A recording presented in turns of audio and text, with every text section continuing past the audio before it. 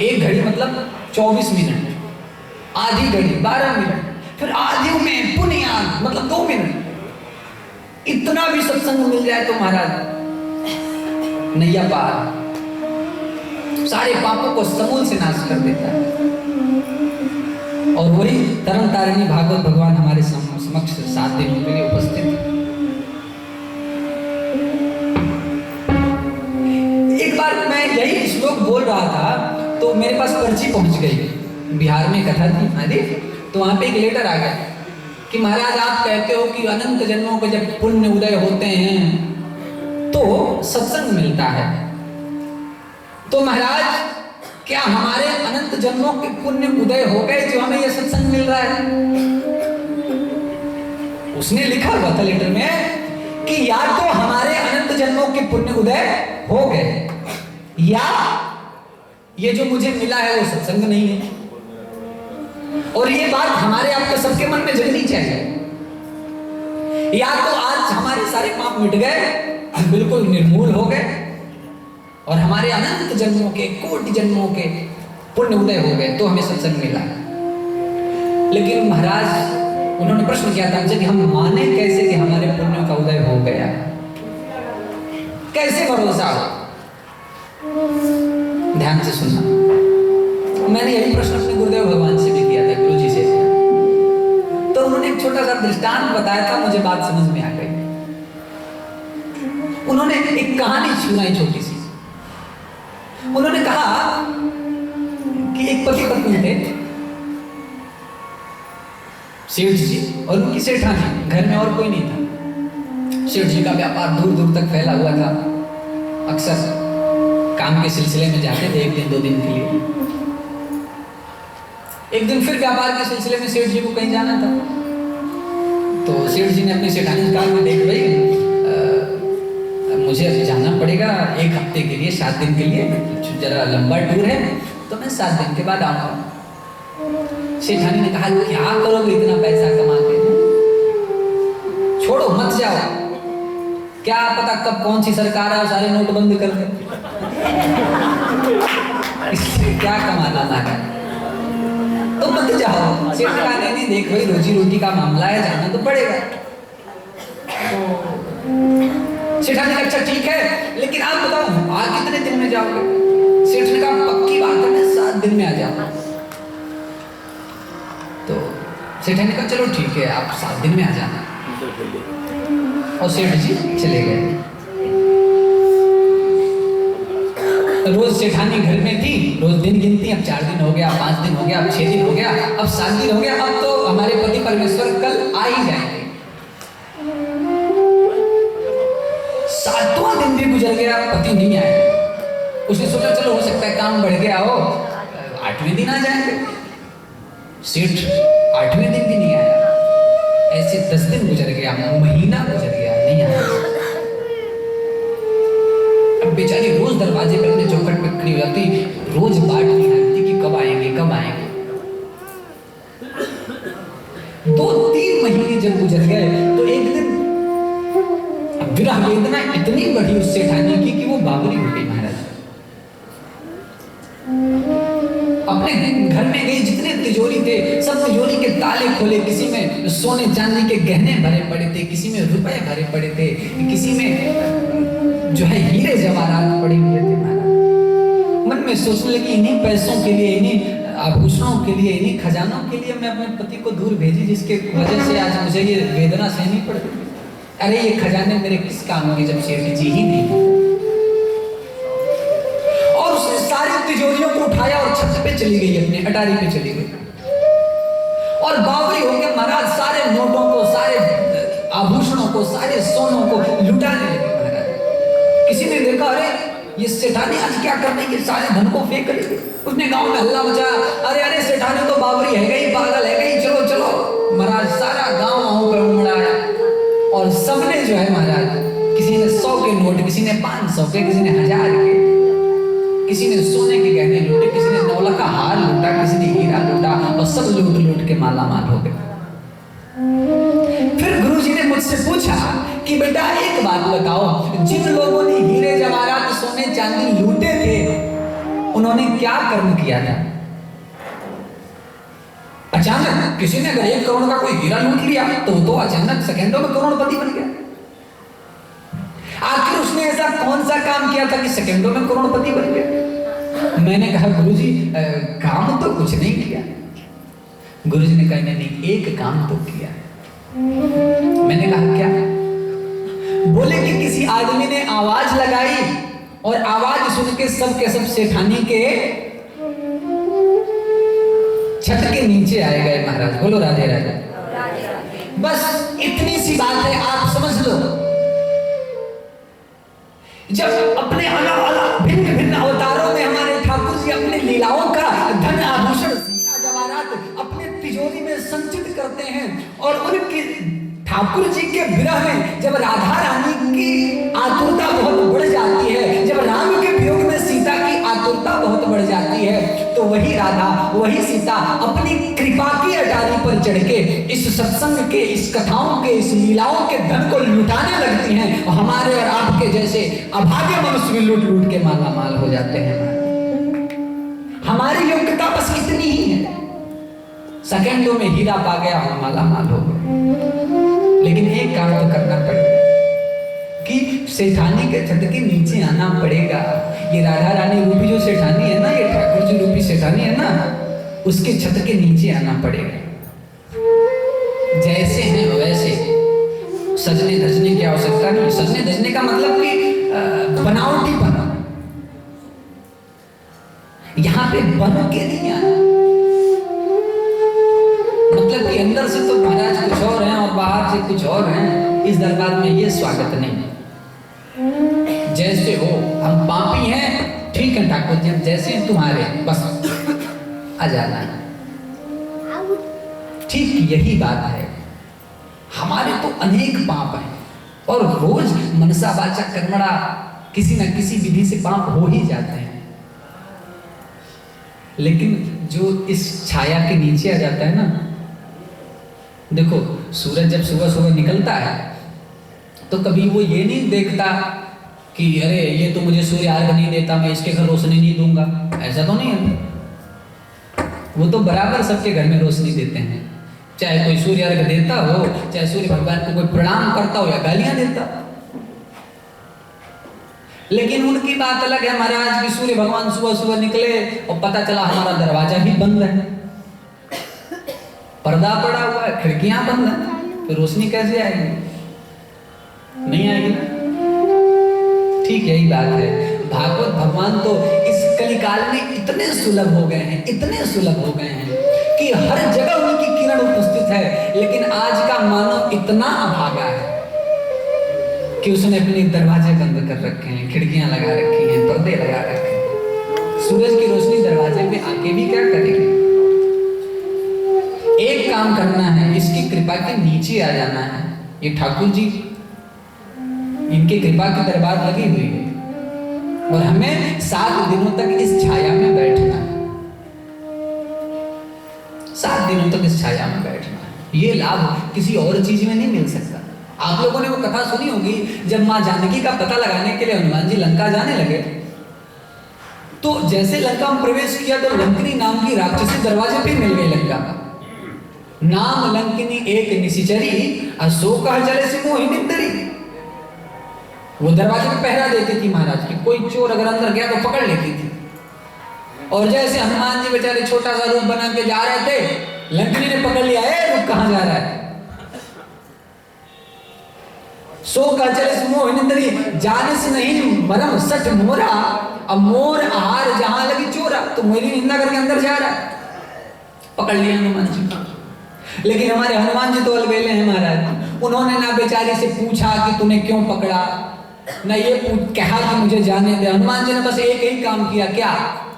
मुठिका एक महाकपि हनि, एक मुक्का मारा और रुधिर बमत धरनी छनमनी, उसने खून फेंक दिया, गिर गई महाराज। लेकिन फिर देखो इसमें खूबसूरती क्या है कि फिर वो लंकिनी संभल के खड़ी हो गई। पुनि संहार उठी सो लंका, पुनः खड़ी हो गई वो लंकिनी और जोर बाण कर विनय से हाथ जोड़ के बोली, क्या तात स्वर्ग अपवर्ग सुख धैर्य तुला एक अंग अतुलनता ही सकल मिली जो सुख लव सत्संग। हे हनुमान जी, हे तात, हे पिता,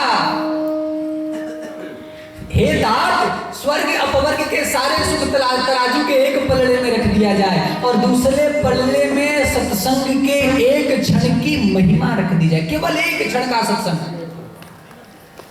तात स्वर्ग अपवर्ग सुख धैर्य तुला एक अंग तुलनता ही सकल मिली जो सुख लव सत्संग। लव यानी क्षण, एक क्षण में सत्संग के वो सुख है जो स्वर्ग अपवर्ग के सुखों में भी नहीं है।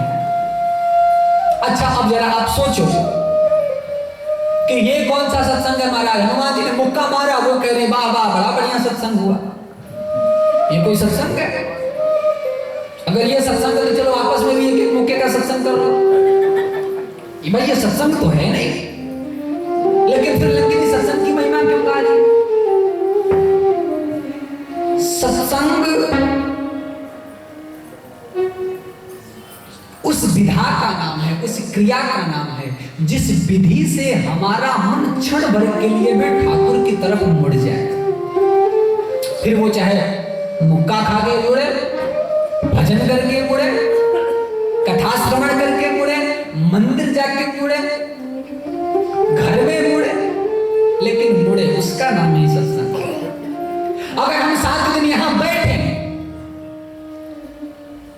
और 7 दिन कथा सुनने के बाद जैसा जीवन हम पहले जीते थे वैसा ही हम जीवन जीते रहे, तो ध्यान रखना आपको पुण्य तो मिलेगा, प्रेम नहीं मिलेगा। ये मिनिमम पुण्य और मैक्सिमम प्रेम देता है। कम से कम पुण्य तो मिलेगा। यहां आके कोई सो जाए ना महाराज तो भी उसको पुण्य मिल जाता है। हाँ, वो एक कथा सुनाते थे हमारे गुरुजी ऐसे विनोद में कि एक जगह कथा हो रही थी तो पत्नी रोज कथा सुनने जाती थी, अपने पति से बोले कि चलो आप भी चलो, बड़ी मीठी कथा है रही है महाराज। तो अब पति बोला अरे ना ना तू ही जा, हमारा मन नहीं लगता, तू ही जा। ऐसा लगता है महाराज की सारी भक्ति का ठेका माताओं ने ले रखा है, बोले तू ही जा। तो पत्नी ने कहा कि अगर आज अगर कथा सुनने नहीं गए तो मैं आज खाना भी नहीं बनाने वाली, बना लेना। अब पति को कुछ बनाना नहीं आता था हमारा, तो मरता क्या ना करता, बोला ठीक है चल चलता हूं, अब क्या करूं। पत्नी बोली दिन भर घर में बड़ा सोता रहता है, चलो। अब खाना बनाने के डर से गया महाराज और पीछे बिल्कुल एक दीवार से टिक के वो जो समाधि लगी महाराज उसकी कि नाक भी बजने लगी। और मैं क्या बताऊं महाराज, तब तक एक स्वान दत्त आए। स्वान दत्त पता है आपको? नहीं पता? स्वान दत्त का मतलब होता है, बता रहे हैं महाराज जी, स्वान दत्त का मतलब होता है कुत्ता। एक कुत्ता आया और आपको तो पता है कुत्ते एक नंबर करने के लिए दीवार वगैरह ढूंढते हैं। वो मुंह मार के खराटे बजा रहा था हमारा, बोलो राधे राधे। शाम को पति जब घर गया, क्या बताऊं महाराज में, शाम को पति घर गया, पत्नी पूछी देखो अच्छी लगी ना, तुम बीच में उठ के नहीं आना, कहती थी ना महाराज बड़ी मीठी कथा कहते हैं। बोले तू तो कहती मीठी लगी, मुझे तो खारी खारी लगी। तो महाराज देखो, हम जैसा जीवन पहले जीते थे अगर वही जीवन जीते रहे तो सत्संग का लाभ पुण्य तो हो सकता है, प्रेम नहीं हो सकता। और सत्संग का आखिरी लक्ष्य प्रेम है, भगवत प्रेम है। It is not about entertainment, it is about enlightenment. ये मनोरंजन का विषय नहीं है, ये मनोमंथन का विषय है। ये अपने जीवन को सजाने का, संवारने का विषय है। ये एक आईना है, इट्स ए मिरर। आईने के सामने हम खड़े होते हैं तो आईना कभी झूठ नहीं बोलता। अगर हमारे चेहरे पे काजल फैला हुआ है तो आईना बोलेगा कि तेरी आंखों का काजल फैला है। अगर हमारे चेहरे पे कोई दाग लगा है तो आईना बोलेगा कि तेरे चेहरे पे कालिख लगी है, मिट्टी लगी है, धूल लगी है। और ध्यान रखना, ये भागवत में झूठ नहीं है। आपको 7 दिनों में कभी कभी तो ऐसा लगेगा कि आज की कथा तो स्पेशली मेरे लिए थी, ये तो मेरे जीवन की बातें आज बोली जा रही है, ये तो मेरे मन में जो प्रश्न थे उसका उत्तर आज मुझे कथा के माध्यम से मिल रहा है, ऐसा लगेगा। कथा मनोमंथन के लिए है प्यारे, मनोरंजन के लिए नहीं है। जो मनोरंजन के लिए यहाँ आते हैं वो पुण्य पा सकते हैं, प्रेम नहीं पा सकते। और जिसको प्रेम पाना है उनको तो मनोमंथन करना पड़ेगा। बोलो राधे राधे। जब 7 दिन बाद हम कथा श्रवण करके यहाँ से उठे महाराज, तो हमारे मन में एक हिलोर उठ रहा हो कि हम भी भगवान नाम जपना शुरू कर दे, हमारे हाथों में भी माला झोली हो, हम भी 1 माला 2 माला जपें। और आपको अगर भगवान के नाम के प्रति और भगवान के प्रेम के प्रति, कथाओं के प्रति, लीलाओं के प्रति अगर प्रेम जागने लगे तो समझना कि अब कथा हमारे ऊपर प्रभाव कर रही है, हमारा कथा सुनना सफल हो रहा है। मन हमारा गाने लगे, मुझे दे दो भजन वाली वो माला, मुझे दे दो भजन वाली वो माला, वो माला, वो माला, मुझे दे दो भजन वाली वो माला, मुझे दे दो भजन वाली, मुझे दे दो भजन वाली वो माला, मुझे दे दो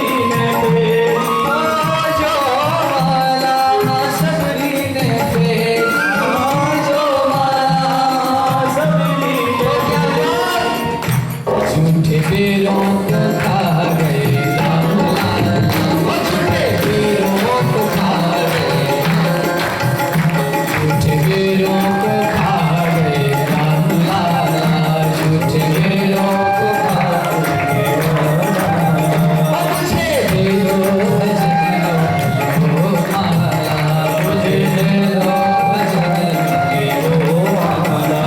जय हो।